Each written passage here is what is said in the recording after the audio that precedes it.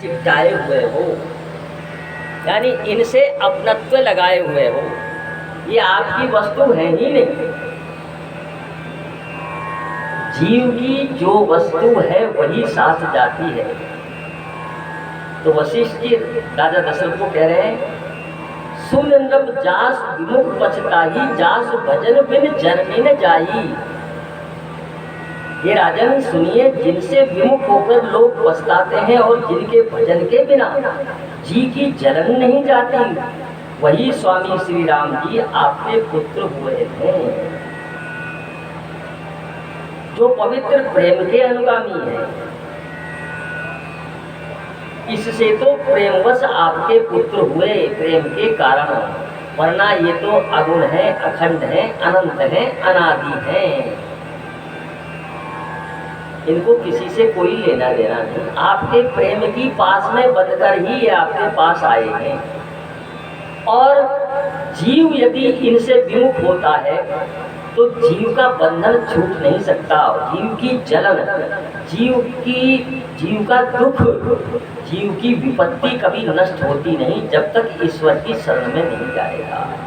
इसलिए जास भजन बिन जननी न जाई, जिसके भजन के बिना जीव की जलन शांत नहीं होती, जीव को परमानंद प्राप्त नहीं होता जब तक भगवान की शरण में नहीं जाएगा। क्योंकि हमने गलती क्या की, जहाँ परमानंद है, जहाँ आनंद है, वहाँ तलाश करना बंद कर दिया, और जहाँ आनंद है ही नहीं, जहाँ दुख है, राग है, द्वेष है, वहाँ आनंद की खोज करने लगे, वहाँ सुख की खोज में लगे। अब जहाँ सुख है ही नहीं तो सुख मिलेगा कैसे? इसलिए वशिष्ठ जी कह रहे हैं कि विलंब मत करो, भेग विलंब न करिए नृप साजिए सुबही समाज, सुदन सुमंगल तबहि जब राम होए युगराज। ये राजन अब देर नहीं कीजिए, शीघ्र सब सामान सजाइए। शुभ दिन और सुंदर मंगल तभी है जब श्री रामचंद्र जी युवराज हो जाए, अर्थात उनके अभिषेक के लिए सभी दिन शुभ और मंगल हैं। अब यहाँ एक बात आती है, उससे लोग तर्क करते हैं कि वशिष्ठ जी जैसों ने मुहूर्त निकाला और तब भी राजतिलक नहीं हुआ। यहाँ तो ऐसा मुहूर्त का वर्णन आया नहीं रामचरितमानस में। अब वशिष्ठ जी ने मुहूर्त निकाला, आया है? नहीं आया। चौपाई ये कहती है, चौपाई तो ये कहती है वशिष्ठ जी ने राजा के ऊपर छोड़ दिया और राजा को इशारा कर दिया। क्या इशारा कर दिया? अरे बेग विलंब न करिए नृप। राजा ने क्या इशारा किया? दशरथ ने क्या कहा था कि महाराज मेरी अब अवस्था का कोई पता नहीं, वृद्धावस्था आ गई, बाल सफेद हो गए, मेरा कोई उत्तरदायित्व बचा नहीं, मुझे अब कोई इच्छा नहीं, कोई वासना नहीं, कोई मेरी ऐसी इच्छा नहीं जो पूरी नहीं हुई हो। मैंने पूर्ण ब्रह्म को पुत्र बनाया, पुत्र का सारा सुख उनका लिया, शादी हो गई, वधू आ गई, अब मुझे कोई इच्छा नहीं है और जीवन रह गया अल्प। इसलिए मैं भगवान का भजन करना चाहता हूँ। ये जो राजकाज का कार्य है, जो राज्य का उत्तरदायित्व मेरे कंधों पर है, मैं अपने योग्य पुत्र श्री राम को देना चाहता हूँ। अब दो बातें आई इसमें। पहला, मैं भगवान का भजन करना चाहता हूँ, मेरी आयु अल्प है। अब वशिष्ठ जी ने वही संकेत किया, भेग विलंब न करिए नृप। आदि चौपाई उस काम को तुरंत करें। भगवान के भजन से संबंधित कार्य को कभी भी जीव को कल के लिए नहीं टालना चाहिए। इसमें संकेत है, कल को जीवन रहे या नहीं रहे कोई भरोसा नहीं। इसलिए भगवान के भजन में कभी आलस्य, भगवान के भजन में कभी प्रमाद जीव को करना ही नहीं चाहिए। फिर अवसर मिले या नहीं मिले। कई कहानियां आती हैं, कोई जीव गुरु बनाने की सोच रहा था, गुरु बनाते बनाते सोचते सोचते उसकी मृत्यु आ गई, बिना गुरु बनाए ही मर गया। भक्तमाल में कथाएं आती है। तो जीव के जीवन का कोई भरोसा है क्या? विधाता ने कितना जीव, तो कहते बेग विलंब न करिए नृप, विलंब मत करो। अब कह रहे साजिए सुबह समाज, और शीघ्र ही सब सामान सजाइए। सबुई का सुबह का अर्थ नहीं है, सबुई अर्थ है सारा सामान एकत्रित करो। सुबह का नहीं है, साजिए सबू ही, सब सामान जो भी राज तिलक का है वो सामान एकत्रित कर लो। अब दशरथ जी ने कहा कोई मुहूर्त, कोई शुभ दिन, कोई शुभ क्षण, कोई शुभ लगन, तो कहते हैं सुधन सुमंगल तबही जब राम हो ये युवराज। वही दिन शुभ, वही मरुद शुभ है, वही क्षण शुभ है जब राजा राम जी युवराज हो जाए। तो वशिष्ठ जी ने कोई अपनी तरफ से मुहूर्त नहीं निकाला। मुदित महीपति मंदिर आए, सेवक ने सचिव सुमंत्र बुलाए। कही जय जीव शीश दिन राय, भूप सुमंगल वचन सुनाए। राजा ने तुरंत आकर फटाफट अपने सचिवों को बुलाया, मंत्रियों को बुलाया, सेवकों को बुलाया। सेवक लोग हाथ जोड़कर कहने लगे महाराज आज्ञा करें, हमें क्या आज्ञा है, हम आपकी आज्ञा का पालन करने के लिए सहर्ष तैयार हैं। उनको आज्ञा दी गई, सुमंत्र जी को आज्ञा दी गई कि सब पवित्र नदियों का जल, पवित्र जगह की स्थिति मिट्टी और सब तीर्थों का जल इत्यादि लेकर आप शीघ्र आओ, क्योंकि महाराज दशरथ जी राजा राम जी को युवराज बनाने जा रहे हैं। उस प्रक्रिया में इन सब वस्तुओं की आवश्यकता पड़ेगी। सारा सामान जिसकी जैसी ड्यूटी थी सब सचिवों ने, सब मंत्रियों ने बता दिया भाई ये आपकी ड्यूटी है। और जो सेवक थे उनको नगर को सजाने का आदेश दे दिया, नगर को सजा दो और नगर को सजाकर इतना सुंदर कर दो कि आज तक अवध ऐसी सजी ही नहीं। अब क्या होता है, भगवान तो अंतर्यामी है ना, भगवान को तो सब पता है। भगवान ने सोचा कि मेरे राज तिलक की तैयारी हो गई, मैंने मनु शत्रुपा जी का वरदान पूरा कर दिया, इनकी इच्छा पूरी कर दी, सब काम से निवृत्त हो गए, लेकिन अब भी मेरा पिंडा नहीं छोड़ना चाहते, अब भी मेरे को यहीं रखना चाहते। मेरा वो कार्य कहाँ जाएगा, कौन सा? अरे जब जब हो ये धर्म की हानि, पाढ़ई असुर अधम अभिमानी, नहीं विप्र धैर्य सुर धरणी, करही अनीति जाय नहीं बरनी। हरे तब तब धरि प्रभु विविध शरीरा, हरहि कृपा निधि सज्जन पीरा।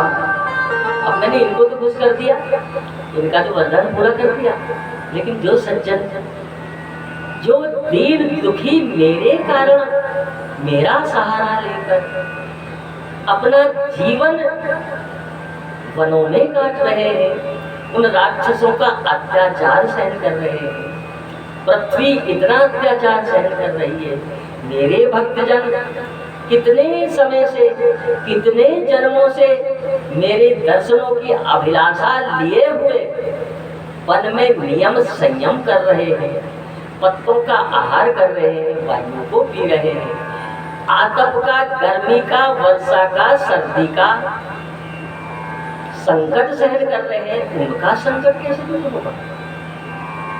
ये तो मेरे को युवराज पद पर बनाकर राजगद्दी पर बैठा दिया, फिर क्या होगा? अयोध्या का राज करे जैसे और राजाओं ने राज किया, राज कर अपने परम धाम को चले जाए, लेकिन जिनके कारण मैं आया हूँ, मैंने राक्षसों को, ये तो एक कई कारणों से बनकर एक कारण बनता है, ऐसा ही कई कारण ईश्वर ने बता दिए कि इन कारण से आए, इन कारण से आए।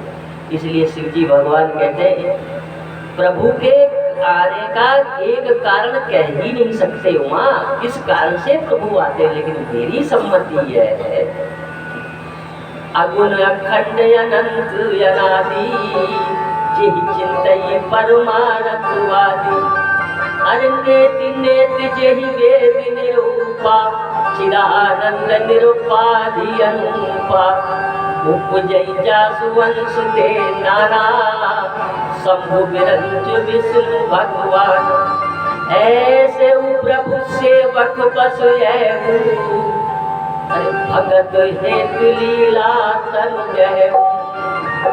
वो अगुण, वो अखंड, वो अनादि, वो अनंत, जिसकी माया से ब्रह्मा विष्णु महेश भी नाचते हैं, वो कोई राक्षसों को मारने के लिए या पृथ्वी पर धर्म की प्रतिष्ठा करने के लिए, स्थापित करने के लिए धर्म को थोड़ी आएगा। हे उमा, मेरी मति तो वो है कि भगवान उन सेवकों को अपना जो सगुण रूप के सेवक है, अपना स्वरूप दिखाने के लिए इस साकार रूप में ऐसे प्रभु सेवक बस है, भगत हेत लीला तनु गहु। उस भगत के प्रेम के कारण उस लीला को करने के लिए, भगत के संग उठना बैठना, खाना खेलना, कूदना, हंसना, रोना, ये सब करने के लिए भगवान इस पृथ्वी पर आते हैं। इदमित्थ कहीं सोई जाई, यही कारण है राक्षसों को मारने का, धर्म का संस्थापन करने का। ये नहीं कह सकते किसी को श्राप दिया, किसी को वरदान दिया, ये तो सहायक है। तो भगवान राम ने मन में सोचा अंतर्यामी है, ये कैसे होगा। तो मैं बीच में ही एक लीला आपको सुना देता हूँ, कथा तो आपकी सुनी हुई है। माता ने विचार किया इस लीला को, जिस लीला को मैं करने आया हूँ, जो संकल्प मैंने लिया है, क्या संकल्प लिया है, मेरा कोई भी जन दुखी नहीं होगा, सब राक्षसों का मैं सत्यानाश करूंगा। भुज उठाए प्रण कीन, भुजा उठाकर प्रण करेंगे आगे कि मैं राक्षसों का सत्यानाश करूंगा, ये प्रण भी पूरा करना है। दूसरा, जो जति मुनि सबरी जैसी माँ, मेरी जैसी माँ सबरी जो दुख पा रही है, उसका भी मैं कल्याण करूंगा, उसका भी मनोरथ पूर्ण करूंगा। जो अपने गुरु के विश्वास के अनुसार जवानी से वृद्ध हो गई लेकिन आश्रम नहीं छोड़ा, मेरा आसरा ही जिसको है, जिसको और कोई इस संसार में आसरा ही नहीं है। क्या आसरा था, मुनियों के भय से बेचारी पानी भी उस कुंड से नहीं भरती थी, इतना आतंक था। उस जैसी माँ को मैं कैसे दर्शन दूंगा। आश्रम पे रहती है, आश्रम को छोड़ती नहीं है, विश्वास है दृढ़ कि प्रभु आएंगे, उसके विश्वास को मैं कैसे पूरा करूंगा। ये तो बड़ा सोच हो गया भगवान के मन में। भगवान ने एक लीला रची, इस लीला को कौन पूरी कराएगा। तो भगवान ने पात्र खोजा, अनिलाभ जीवन मरण यस्य अपना विधाता भगवान जैसा जिस पात्र से कार्य कराना चाहती है, जैसी योग्यता उस पात्र में है, उस पात्र को वो उत्तरदायित्व देते। अब देखा नजर फैलाकर कौन मेरा काम करेगा। हाँ, मम्मा केकई मेरा काम करेगी, वो ये काम कर सकती है। तो क्या रचना की भगवान ने, क्या लीला की। अरे एक दिन रघुनंदन तबे पाम औचक पीछे से आकर के, बड़ा प्रेम करती थी माँ के भगवान का। अरे एक दिन रघुनंदन तबे पाम औचक पीछे से आकर के, कर कमलन मूंद लई अखिया मैया की नजर बचा करके, कर कमलन मूंद लई अखिया मैया की नजर।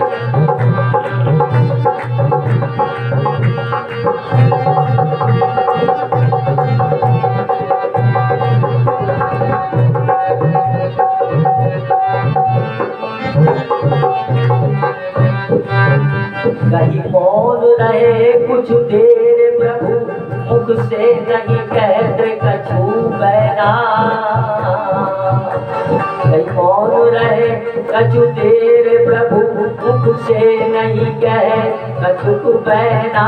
अंतर गर्भित है मूक प्रश्न, बतलाओ मुझे कौन है।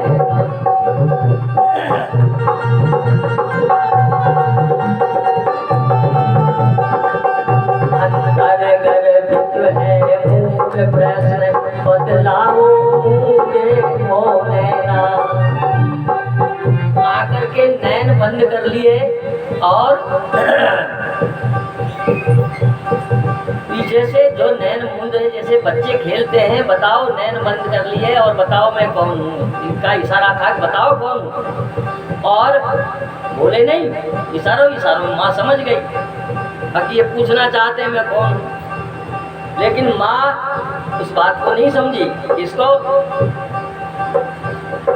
रघुबर की अग्रिम लीला का अतिगूढ़ भेद माँ पार सकी। रघुबर की अग्रिम लीला का अतिगूढ़ भेद माँ पार सकी। हर सके अनुमान लगा करके नाम सही बदला न सकी। हर सके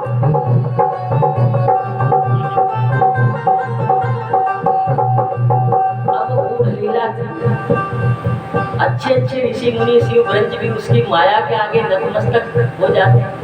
यही माया सब जगह ही नचावा, तो योग माया वो माया माँ के ऊपर भी चल गई। माँ को कहाँ भान रहा, अब क्या लीला करना चाहते हैं। उसने सोचा खेल खेल रहे हैं। अब ऐसी शरारत भगवान राम कभी करते ही नहीं, बड़े गंभीर थे। ऐसी शरारत कौन करता था? लक्ष्मण। कभी क्या कर दिया, कभी क्या कर दिया। माँ ने सोचा लक्ष्मण है शरारत, उसी ने मेरी आंख बंद कर रखी। क्या कर दिया? लक्ष्मण का नाम लिया माता ने, कर कटोल कर अटकल से। लक्ष्मण का नाम लिया माता ने, कर कटोल कर अटकल से। है कौन जगत में जीत सके, जो लीलाधर नटवरधर। है कौन जगत में जीत सके, जो लीलाधर नटनागर से।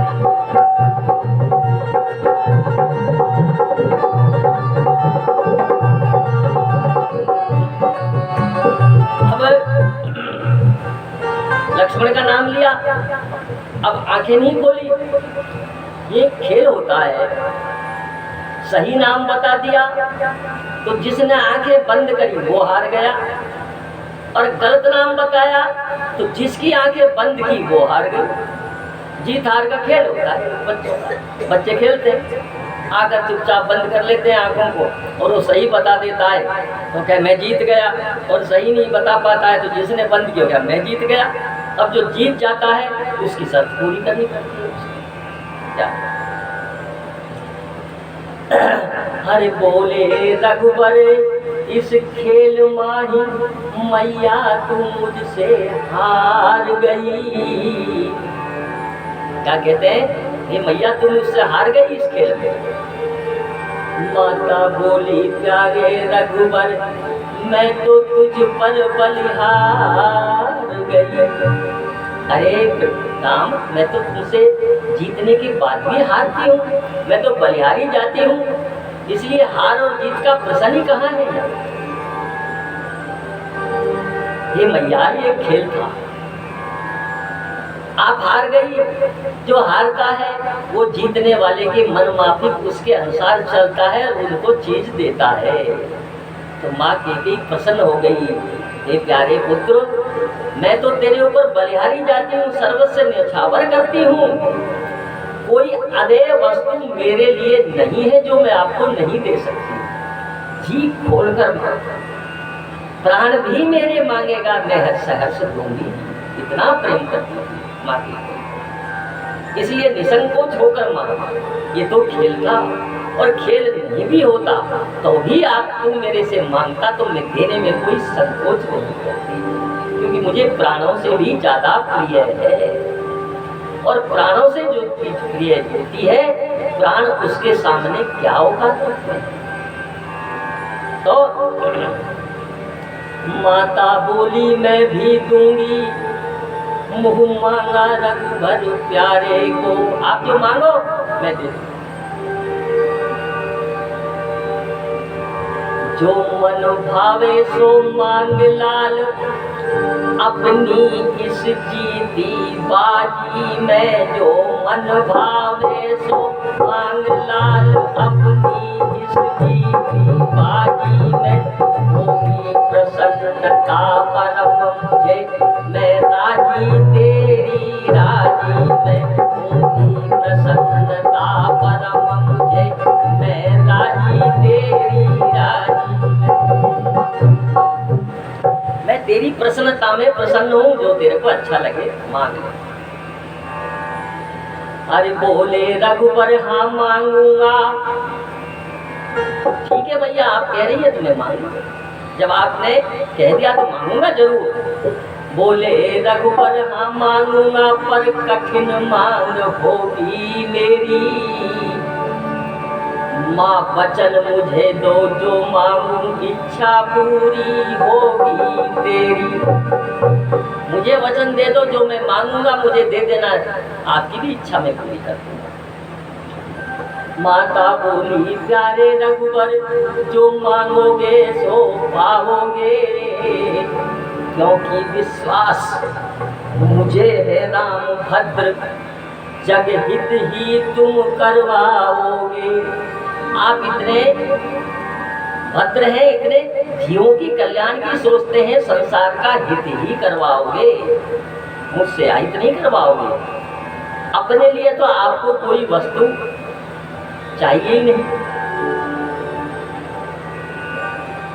तो बचपन में ये चीजें मांगी तो भगवान राम ने कहा, हे माँ अभी 8 वर्ष की उम्र में मैं मांग रहा हूँ और 27 वर्ष का हो जाऊंगा ने तब इसका क्रियान्वयन करूंगा। इस बीच अंतराल में एक दूसरा वचन ये दो।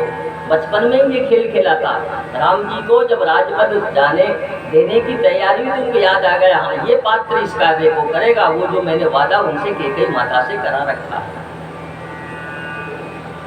हे माँ मैं अभी बच्चा हूँ और जब मुझे आवश्यकता होगी वस्तु की मांगने की तब मैं मांगूंगा, लेकिन एक शर्त मेरी होगी। क्या शर्त है बेटे बताओ? कहा गया पिछली घटना भगवान राम सुना रहे हैं कि इस पात्र को इस कार्य के लिए नियुक्त मैंने कर रखा है, ये पात्र यहाँ काम आएगा। कहा गया नीति हो योजना सही, इसके पहले कोई जाने ना। निज दो वरदान पिताजी से हटकर पूरा करवा लेना। इस क्रिया की जो क्रियान्विति हो उसके पहले किसी को ज्ञान नहीं हो, किसी को वेद नहीं खोलना है। क्या करना है? अच्छा एक बात बताओ, आपने कहा आप मेरे प्राणों से भी प्रिय हैं, आप मेरी बात को लौटेंगी तो नहीं? कैसे संदेह हुआ? आप मेरी बात को किसी को प्रकट तो नहीं करेंगे? नहीं, अपने अंदर ही रखेंगे बिल्कुल। तो भगवान राम ने उस समय, अब जब राज्य की तैयारी हुई तब भगवान को याद आ रहा है कि ये बातें मैंने उनसे पूर्व में ही करवा दी।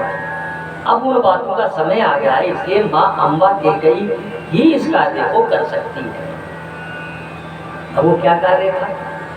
जब होए पिताजी मेरे हित, राज्याभिषेक के अभिलाषी। माँ लेना कभी मांग राम हो, वर्ष 14 वनवासी। जब भगवान राम माता जी से कह रहे थे कि माँ किसी से प्रकट नहीं करना और किसी को कहना नहीं, और इस कार्य को आप ही पूरा कर सकते हैं। आप कह रही हैं कि मेरे प्राणों से भी ज्यादा आप प्रिय हैं, इसलिए प्राणों से ज्यादा प्रिय आपसे कुछ मांग रहा है, इसलिए आपको कहीं ये बातें प्रकट नहीं करनी, अपने अंतर मन में रखनी है। क्या? तो बताया जब पिताजी मुझे राज तिलक देने को तैयार हो तब आपको ध्यान होगा भगवान अंतर्यामी है, कोई बात छुपी नहीं गई। आपको 2 वरदान महाराज ने दे रखे हैं, वो अभी तक आपने लिए नहीं? हाँ नहीं लिए बेटे, तो नहीं लिए तो उनको उस समय मांग लेना। तो क्या वरदान मांगू बताओ? एक वरदान तो ये मांगना कि भगवान राम 14 वर्ष के लिए वनवास चले जाते। अब दूसरा वो कह ही नहीं सके भगवान। और माँ बड़ी बेचैन हो गई, ये कही एक वरदान मांगा। वो तो इतनी घबरा गई, इतनी विचलित हो गई, और उनकी मनोदशा कैसी हो गई कि मैं भगवान राम को वनवास का वरदान मांगू, संभव नहीं। ये बक्सर वाले बाबा जी की रचना है, जो नारायण दास जी थे, महाराज श्रीमती जी, उनकी रचना है। उन्होंने अपने भाव व्यक्त किए। तो माँ ये कही बोली, जब कहा कि मेरे को वनवास मांग लेना 14 वर्ष का, तो माँ की बोली, रह गई ठिठक मजली मैया, रह गई ठिठक मजली मैया, ये कठिन काम मुझसे लोगे। अरे कौशल पूजा करने का कलंक अपनी मजली माँ को दोगे। अरे बेटा, इससे तो कौशल उतर जाएगी, ये काम मुझसे लोगे, ये कलंक मुझे दोगे। रह गई ठिठक मजली मैया, यह कठिन काम मुझसे लोगे, यह कठिन काम मुझसे लोगे। कौशल उजाड़ने का कलंक अपनी मजली माँ को दोगे। कौशल उजाड़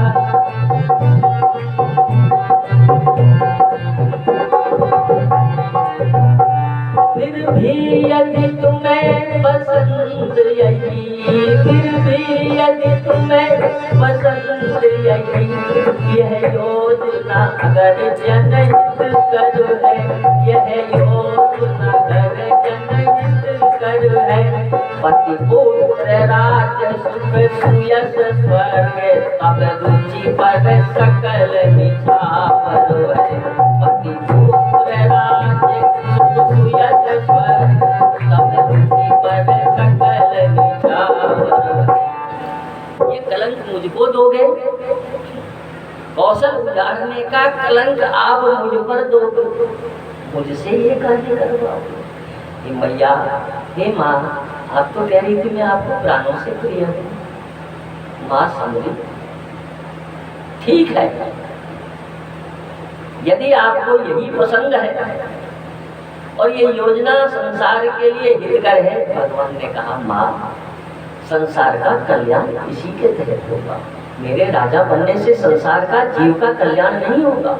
संसार का कल्याण ये जो मैं बता रहा हूँ, ये जब आप मांग लोगी मेरे वनवास जाने पर ही होगा।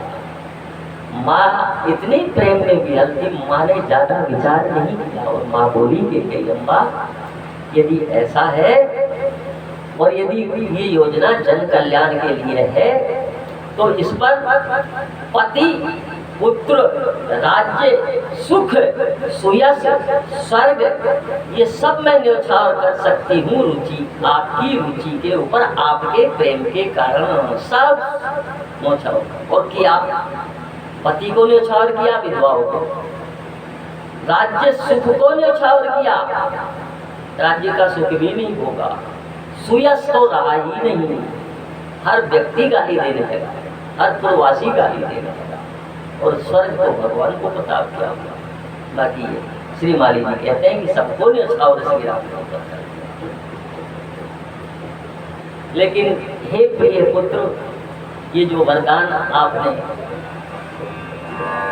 आपने मुझसे जो मांगा, ये है बहुत कठिन। रहकर जग में सहकर सबकी, एक तो इसको प्रकट नहीं करना, किसी को प्रकट नहीं करना, और ये वरदान मांगना, और फिर संसार में रहना, तीनों चीजें कठिन है। इसको प्रकट नहीं करना, मैं अंदर ही अंदर घुटती रहूंगी कि मेरे द्वारा ऐसा होगा, मेरे द्वारा ऐसा होगा।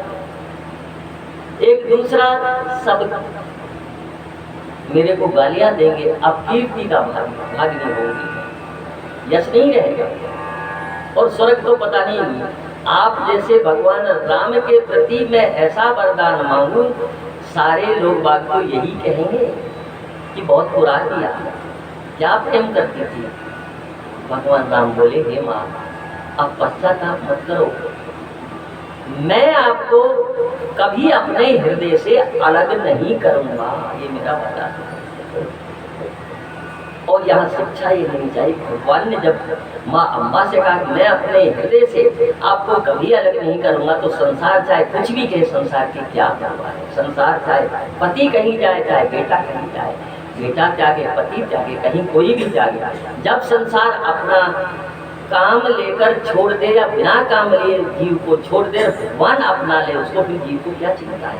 वही अम्बा माने, रहकर जग में हंस कर सब सह कर सबकी, ये बेटा दुख होगा, बहुत दुख होगा मुझे, क्या रहकर जग में सह कर सबकी, हे तात कठिन होगा जीना, हे तात कठिन होगा जीना, आजीवन सिसक होगा, अपयश का कटुतम विष पीना, आजीवन सिसक होगा, अपयश का कटुतम विष पीना, इस तरह जगत के हित कारण, इस तरह जगत के हित कारण, योजना बनी सुखशीला है, कई मात्र मित्र मात्र, यह नर नारायण लीला है, कई मात्र मित्र मात्र, यह नर नारायण लीला। तो ये तो एक योजना बनी, बाकी लीला भगवान की है। तो अब महाराजा दशरथ जी तो राजकाज के सारे साधन, सारी सामग्री सजा रहे हैं, लेकिन भगवान को कुछ और ही मंजूर था, ईश्वर को चरित्र कुछ और ही करना था। दशरथ को पता नहीं। कर विचार जिए जानमुनि के, हरे राम रजाए शीश सब जी के। इसलिए जीव को ये निश्चित करना चाहिए, जो भगवान के द्वारा रचित भविष्य में कार्य है वही होता है, जीव को चिंता नहीं करनी चाहिए। वो यही सोई जो राम रचि राखा, तो कर तरक बढ़ा वही शाखा। जीव का सिर्फ एक ही दायित्व है, जो कार्य भगवान की तरफ से सौंपा जाए, जो कार्य दिया जाए, उसको मन लगाकर पूरा करो और मन को भगवान के चरणों में रखो। फल की इच्छा मत करो। कर्मण्यवाधिकारस्ते मा फलेषु कदाचन। क्या होगा क्या नहीं होगा, क्या फल मिलेगा, भाई ठीक है, इच्छा अच्छा करेगा भगवान। विश्वास रखो, जीव का यही कर्तव्य है। दशरथ जी राज तिलक की तैयारी करने लगे।